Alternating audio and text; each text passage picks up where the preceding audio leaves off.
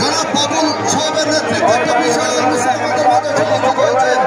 বাবুল সাহেব এবং মনিরের নেতৃত্বে একটা বিশাল মিছিল আমাদের মাঝে উপস্থিত হয়েছেন। সকলকে শুভেচ্ছা অভিনন্দন জানাই।